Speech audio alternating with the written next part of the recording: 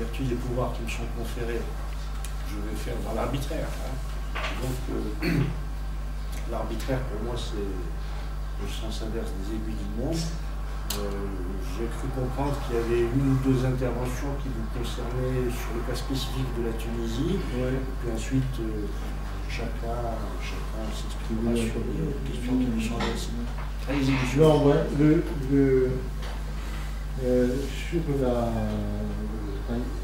il y a la question marocaine qui a été posée.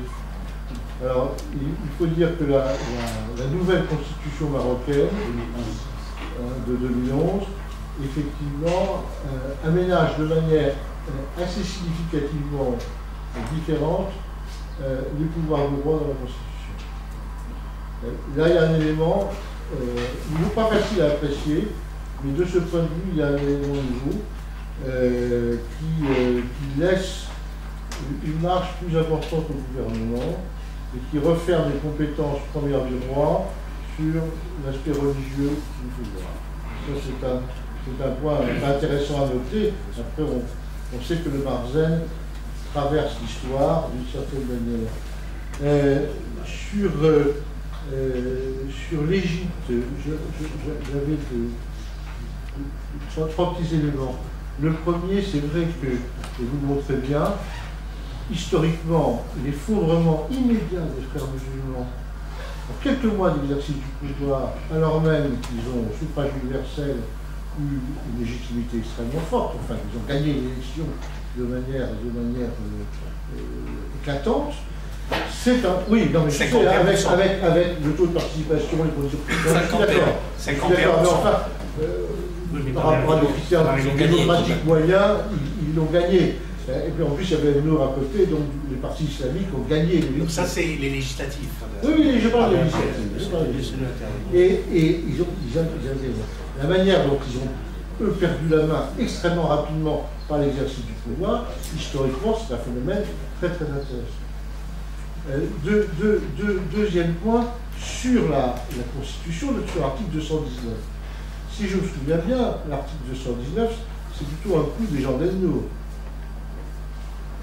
On est d'accord. Hein, l'article 219 a été supprimé de la dernière Constitution, mais les gens d'El-Nour, le rapport entre le pouvoir actuel et les gens d'El-Nour est un rapport qui n'est pas un rapport d'exclusion. Donc, sur ces questions, les choses ne sont pas simples et ne sont pas claires. Et puis, le troisième point, c'était, vous avez participé à la Constituante, c'est ça. Et est-ce que vous pourriez nous donner un petit aperçu de la manière concrète dont vous avez travaillé à travers cette institution? Parce qu'on a essayé de travailler du travail concret ce matin, et votre expérience serait intéressante pour nous. J'ai un dernier point qui est sur ce qui a été évoqué ce matin dans les interventions relatives au droit, à l'articulation droit international, donc Constitution. Alors, sur ce point, d'une part, le débat a été très chaud en Tunisie sur ces questions, sur le caractère, la reconnaissance du caractère universel des droits de l'homme, sur la hiérarchie des normes. Il a fallu attendre le dernier bilan de la Constitution pour avoir une version présentable du texte. Et l'autre élément qui a été très marquant, c'est l'exposition internationale des processus constituants. On ne peut plus faire ces constitutions tranquillement chez soi, hein, dans le Cénacle national, alors même que je dirais que la tonalité nationale et nationaliste du constituant était forte. Mais on ne peut plus faire. Et donc la tension entre l'international, le pan-islamique, le pan-arabité national a toujours été très très fort. Un dernier point sur cela, c'est le rôle de la Commission de Venise. La Commission de Venise, d'une part, elle intervient en Tunisie sur la demande du président de l'Assemblée nationale constituante, mais c'est une instrumentalisation de la Commission de Venise par le président, d'ailleurs qui dit finalement la Constitution et conforme aux standards internationaux. Quant au Maroc, c'est une fin de non-recevoir des autorités marocaines sur une proposition d'intervention. Quant à l'Égypte, je crois qu'il n'en était pas question non plus. Que la commission de l'île de mettre ses nez dans les affaires égyptiennes. C'était les petits points. Je pense que l'une des leçons du nouveau constitutionnalisme, c'est que la démocratie, ce n'est pas uniquement une élection régulière, transparente, ça va au-delà. Il y a vraiment maintenant une vigilance citoyenne. Et je pense qu'une constitution ne peut être stable que si elle répond véritablement à une aspiration populaire. Et donc la démocratie, ça doit partir du bas et non pas du haut, et certainement pas d'une immixtion des affaires étrangères de la communauté internationale. Je pense notamment à ce qu'avait dit Maximilien de Robespierre, parce que pendant la Grande Révolution française, les Girondins se demandaient s'il ne fallait pas aider les peuples amis à se libérer du joug des tyrans. Et Robespierre avait dit « Méfions-nous, les peuples ont raison de se méfier des missionnaires armés ».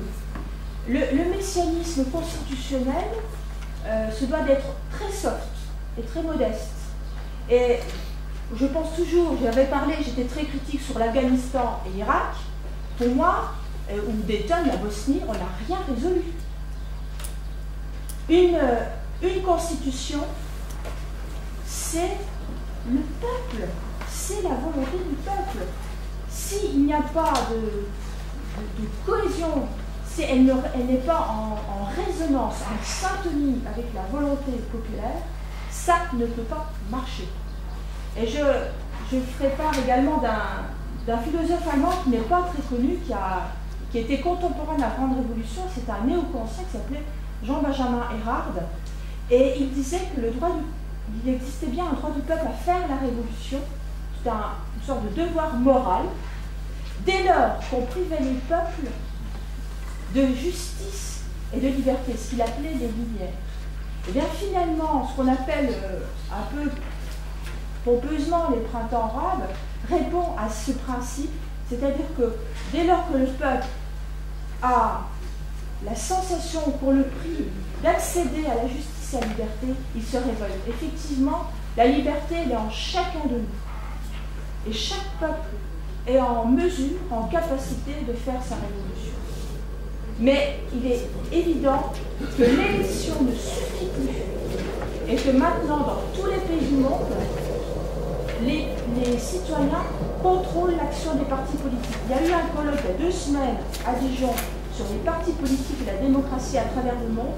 Il y a un phénomène universel, c'est la méfiance populaire à l'égard des partis politiques. Que ce soit en Afrique, en Amérique du Sud, en Europe, en Asie, c'est une constante. Et en France, n'en parlons pas, effectivement. Donc c'est là, je pense, la nouveauté historique du début de ce 3e millénaire. C'est l'implication citoyenne. Merci. La parole est à M. Choubapi. Merci. Merci beaucoup. Je crois qu'il y a deux points importants. Peut-être je commence par le plus facile concernant mon expérience dans le constituant. D'abord, c'était un groupe de 50 qui était choisi par des critères en essayant de regrouper tout le monde. Et il y avait vraiment tout le monde, sauf les frères musulmans. Il y avait les partis Nour, il y avait des islamistes indépendants, il y avait un ex-frère musulman qui était à l'exil à Londres pour beaucoup d'années, mais il a quitté les frères il y a 2 ans. Et il y avait les représentants des partis libéraux et de gauche, et il y avait des députés au Parlement de toutes tendances, il y avait des représentants des syndicats professionnels et des ouvriers. Et il y avait 2 grands compromis. À mon avis, les premières qui concerne la nature du régime politique, et le deuxième concerne ce qu'on appelle les articles de l'identité du pays. Ça, c'est ou qui concerne Sharia et tout ça, l'islam et tout ça. Moi, j'étais élu pour, j'étais responsable de la section, la comité de régime politique. Et à l'intérieur de mon groupe, il y avait deux tendances. Une tendance de tous les partis politiques. Ils voulaient absolument aller vers un régime parlementaire. Et il y avait une autre tendance très forte qui veut aller vers un système présidentiel 100%, presque comme avant. Comme vous avez mentionné, on a peur de chaos, on a peur de désordre, donc on veut un président fort pour finir avec 3 années de chaos. Finalement, on a réussi d'établir un système politique très proche du système français, un semi-présidentiel avec un rôle important du président de la République concernant la politique étrangère, la sécurité, mais un rôle aussi important pour le Premier ministre issu du Parlement et aussi surtout dans tous les dossiers internes et domestiques. Ça, c'était un vif débat sur la nature du régime politique. La deuxième, le plus important, c'était sur les articles qui concernent le charia. Et là, mon collègue, il a parlé d'un article qui concerne les lieux de culte en Égypte. Les tendances libérales, pour être franc et direct, on voulait donner la chance pour tout le monde d'établir des lieux de culte à condition qu'ils respectent l'ordre public. Mais bien sûr, pour l'Azhar et les salafistes, et même l'Église, ils ont dit non, c'est uniquement pour les 3 livres, les 3 principes de religion, des livres, uniquement. On a fait, il y avait vraiment 3 dans toutes nos négociations concernant les articles qui concernent le charia et tout ça, il y avait les 3 blocs. Les libéraux, l'Église et l'Azhar et les salafistes. Donc vous imaginez, on ne peut pas, par exemple, il y a un article, peut-être mon ami peut le traduire mieux que moi, la liberté de confiance est absolue. Est absolue. De croyance. On a vraiment passé des heures et des heures pour faire convaincre les salafistes et l'Azhar pour cet article, et ça marchait. Mais en revanche, pour les lieux de culte, ça n'a pas marché. Donc, à mon avis, tout le monde a fait des compromis, mais sans toucher ces principes. C'est-à-dire, pour moi, il n'y avait pas des articles qui représentent des menaces pour l'état civil en Égypte. Il n'y avait pas pour un azhariste ou un salafiste des articles qui attaquent les islams ou qu'on considère les pays comme un pays laïque complètement coupé de la tradition islamique. Donc finalement ça marchait pour ça. La deuxième chose, les deux dernières, nos collègues sur la gauche, sur la question de l'État et la liberté. D'abord, l'exemple que vous avez cité, l'Irak et la Syrie. L'Irak, c'était pour moi, c'est pas une lutte pour la démocratie, c'est une invasion de l'extérieur. À mon avis, la plupart des pays du monde, y compris le monde arabe et des pays européens importants, ont refusé cette invasion. Et pour moi, c'était pas seulement une invasion, était porteur d'un projet idéologique. À l'époque de Bush, et on rappelle bien, on a parlé des chaos constructifs. Les chaos constructifs, moi, je n'ai jamais vu un chaos et constructif. Et ça, c'est quelque chose qui... Donc, moi, je crois qu'un État, c'est un État de droit, un État qui doit respecter les valeurs démocratiques.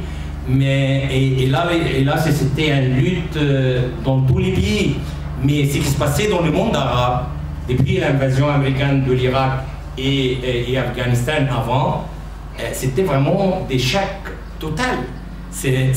On parle d'un échec, d'un projet idéologique dans lequel on est complètement contre. Il faut, l'État, c'est pas quelque chose de mauvais.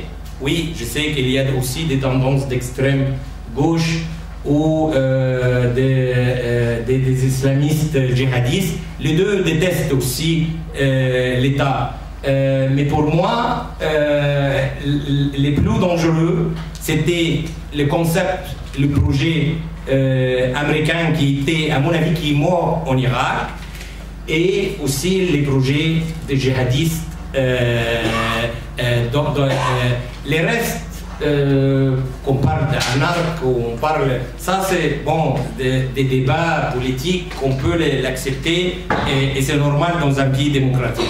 Mais quand vous voyez une organisation religieuse qui vise de détruire l'État-nation parce qu'il ne croit pas qu'il y a un État-nation, il croit que de l'islam mondialisé, c'est-à-dire c'est quelque chose qui fait partie de leur idéologie. Et pour les Américains, c'était oui, détruire l'État autoritaire arabe pour construire un nouveau État démocratique et prospère. Et à mon avis, ce qui se passait en Irak, c'était un échec total. La Tunisie, pour moi, sur la bonne voie. Et ça peut appliquer ce que vous pensez à un État et un système démocratique. Un État démocratique. La Tunisie sur la bonne voie. Et les autres pays, j'espère aussi, comme l'Égypte, l'Algérie et le Maroc, pour moi, je trouve qu'on est sur la bonne voie parce qu'on a déjà, on n'a pas perdu nos États, on a déjà 7 appareils d'État, et j'ai dit à la fin qu'on doit les réformer. On ne peut pas continuer comme avant. C'est-à-dire, pour moi, la question qui se pose, comment on peut faire une réforme radicale pour toute cette institution étatique. Réformer l'État, c'est un choix, et détruire l'État à l'américaine ou comme les djihadistes voulaient, ça c'est un autre choix. Moi, je m'inscrire dans la première choix, un État de droit, un État démocratique. Oui, on a besoin quelques temps, on doit lutter, on doit faire des efforts pour réformer nos États. Mais je suis complètement contre l'idée de détruire l'État ou prendre l'État comme un otage en faveur d'une organisation secrète ou un groupe djihadiste. Merci. Oui, très rapidement sur le cas de l'Algérie. C'est vrai que l'Algérie est un peu un cas, bon, je dirais pas à part, mais un peu atypique pour les raisons que j'avais citées. Mais ce qui est quand même révélateur, ce qu'il y a de commun peut-être à l'ensemble des pays arabes, c'est qu'au moment des révolutions, qui ont été des révolutions contre les dictateurs, que ce soit en Égypte, que ce soit en Algérie, que ce soit en Tunisie, en Libye, c'est l'avènement de l'islamisme politique et l'avènement de l'islamisme radical, nihiliste des États. C'est-à-dire, je suis tout à fait d'accord avec ce que vient de dire mon collègue, ce n'est pas un régime politique qui est contesté, ce n'est pas une politique qui est contestée, ce n'est pas, même pas une idéologie qui est contestée, mais c'est l'existence même de l'État, des valeurs à la limite qui sont partagées par l'ensemble. Voilà la question. Alors, pourquoi?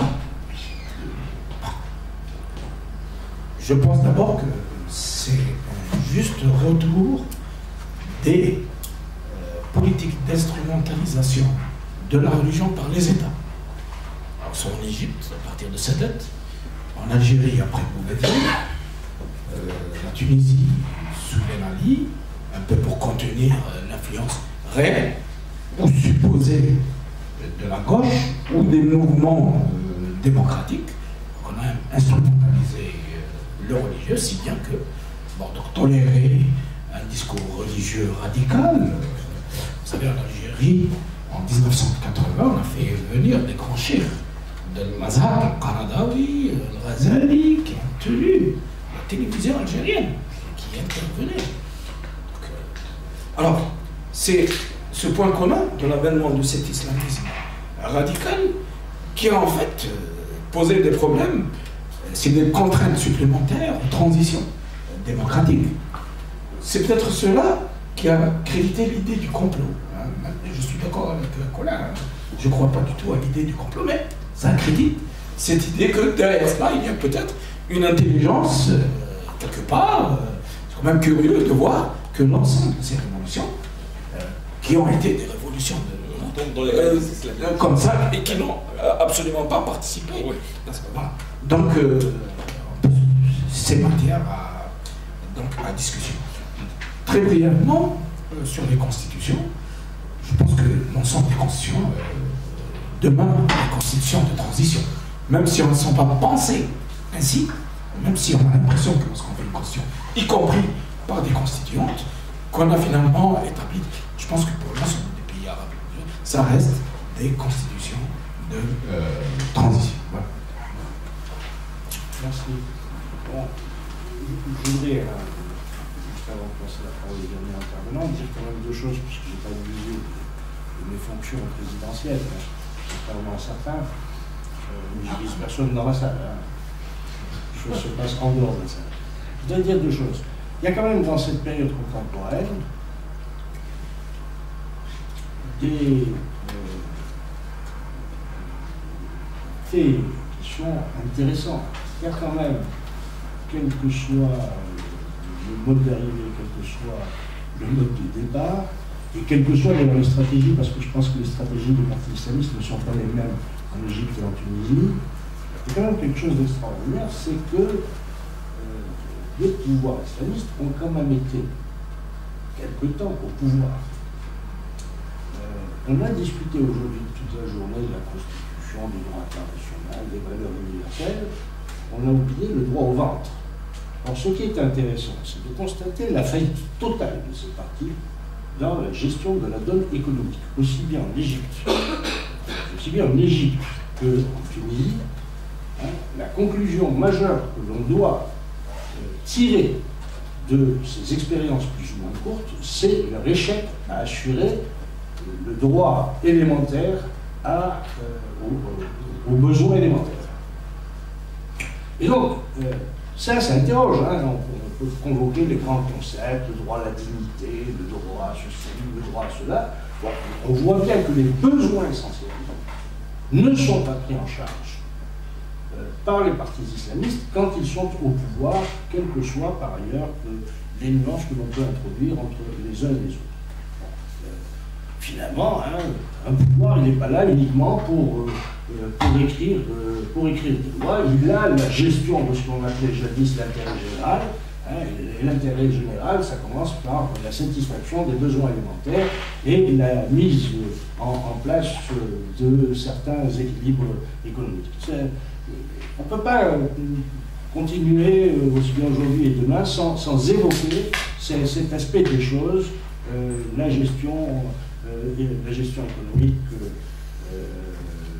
ce qui ne veut pas dire que les régimes totalitaires n'ont pas été défaillants à ce niveau-là. La deuxième chose que je voudrais dire plus brièvement, quelqu'un, je crois que c'était vous, c'est interrogé la question de savoir, directement en relation avec mon intervention ce matin, si on est en présence d'une réception ou, avez-vous dit, d'une influence du droit international. D'abord, le terme de réception a été imposé, mais ce n'est pas un argument de défense. Moi, on m'a demandé de faire la réception, on fait la réception. Bon. Réception ou influence, je crois qu'il faut dire l'un et l'autre en général. Sauf que peut-être, pour les pays, en tout cas que j'ai pu observer, on peut dire que la réception est visible, puisqu'elle passe par ce processus de ratification, etc. Alors que l'influence du droit international, elle n'est pas visible. Elle n'est pas visible. C'est d'ailleurs ce qui explique que pour certains pays, en tout cas ceux que je connais, vous avez toutes les difficultés du monde à avoir les travaux préparatoires. Vous avez toutes les difficultés du monde à avoir les rapports des hauts magistrats qui vont vous rendre un arrêt qui finalement a été pompé sur le Conseil d'État français ou la Cour de cassation, etc. L'influence du droit international, qui est l'effet majeur, ramené à nos préoccupations juridiques, l'effet majeur de la mondialisation, ne passe pas par le droit des traités.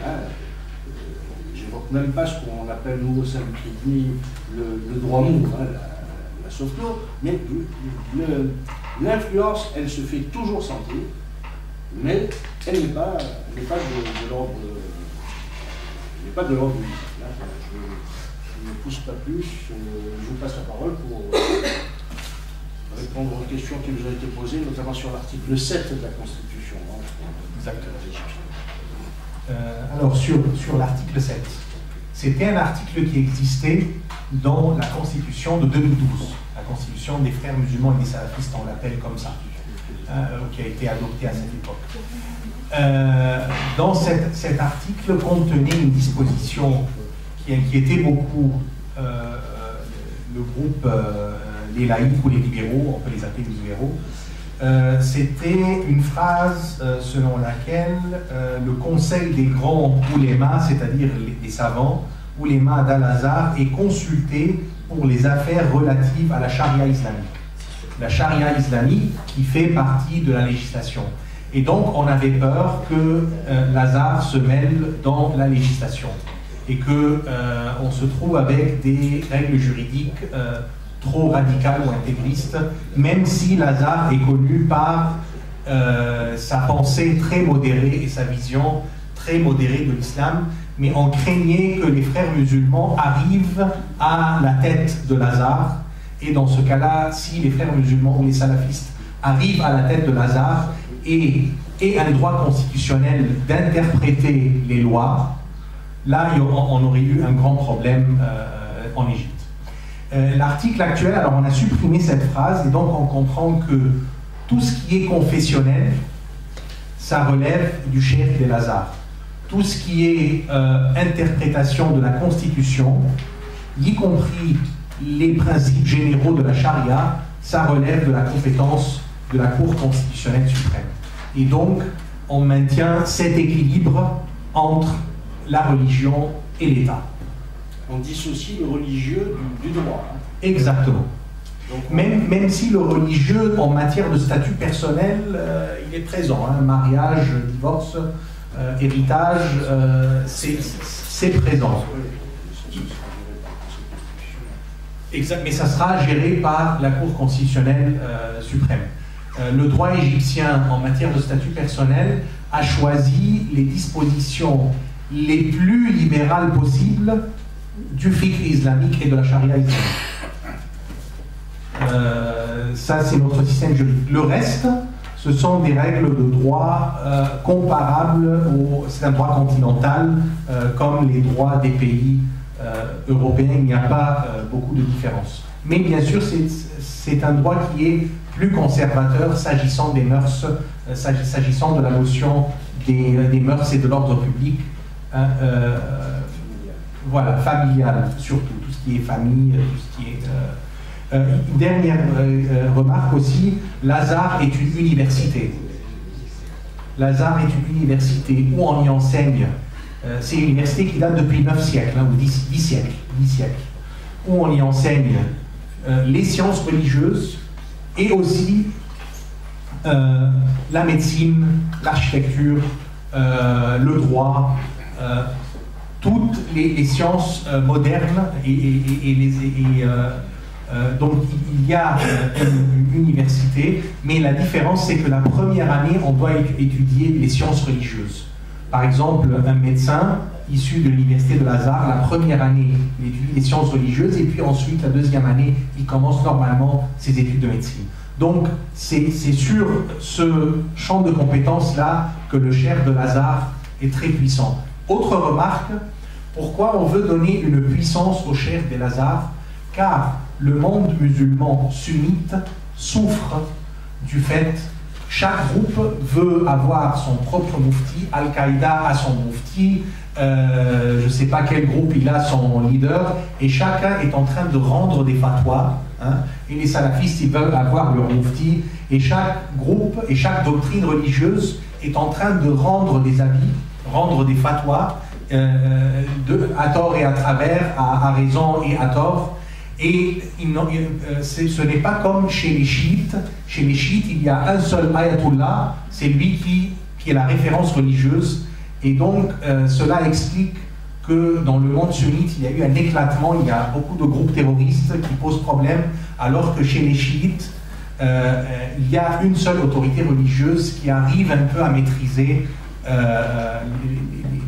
les disciples de cette doctrine. Donc nous en Égypte, on essaye que ce soit le Cher des Lazare, qui est une institution modérée, qui est une institution patriotique, que ce soit le Cher des Lazare et le Moufti, ce soit eux qui interprètent la religion pour garder l'aspect correct et modéré de la religion. Ça, c'était important. Sans obligation. Sans obligation, sans obliger. Voilà. Sans obliger. C'est vraiment dans la vie quotidienne. Hein. Dans la vie quotidienne, il y a des gens qui sont pratiquants, alors ils veulent savoir est-ce que cela est interdit ou non, quelle est la vie de la religion. Ce soit le Cher des Lazare qui interprète et non pas n'importe quel groupe pour garder la nature modérée. Sur l'Église patriotique. L'Église copte orthodoxe égyptienne est une église très ancienne qui date depuis le 4e siècle. Ou le 3e siècle après Jésus-Christ. C'est une église qui a résisté, qui a adopté le monophysisme et qui a résisté contre l'oppression byzantine. Il y avait un débat idéologique, est-ce que le Christ est seulement Dieu ou bien le Christ a une nature humaine et une nature divine, et l'église copte a adopté le monophysisme et il y a eu des centaines de milliers de martyrs à l'époque byzantine pour avoir résisté contre l'interprétation byzantine. Donc, l'Église aujourd'hui, copte orthodoxe en Égypte, se présente comme une Église patriotique, c'est-à-dire, même si les coptes peuvent rencontrer des problèmes en Égypte, elle ne fait jamais appel à l'étranger. Jamais elle dit aux Américains, venez nous protéger de nos compatriotes musulmans. Ils disent non, nous avons quelques difficultés, mais nous, nos compatriotes égyptiens, musulmans et chrétiens, on règle nos problèmes ensemble. Et la preuve, cette constitution-là qui a donné beaucoup de droits aux Coptes, et l'égalité, et même la discrimination positive, c'est pour cela que cette église est respectée, elle se présente comme une église patriotique qui aime l'Égypte. Et je salue dernièrement leur attitude l'été dernier. L'été dernier, il y a eu des dizaines d'églises qui ont été brûlées par les islamistes au mois d'août.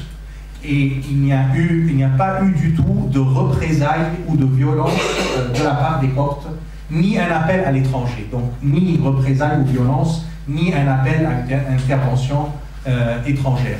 Et aujourd'hui, en Égypte, il existe un fonds pour restaurer les églises brûlées et les mosquées aussi, c'est pour tous les lieux de culte après les destructions que les églises ont subies. Je respecte donc le chronomètre. Oui, parce qu'on est dans la prière. Ah. Juste à ajouter une précision. Oui, vraiment très court. Le monophysisme copte remonte à 451, après le concile de Chalcédoine. D'accord. Merci. Merci.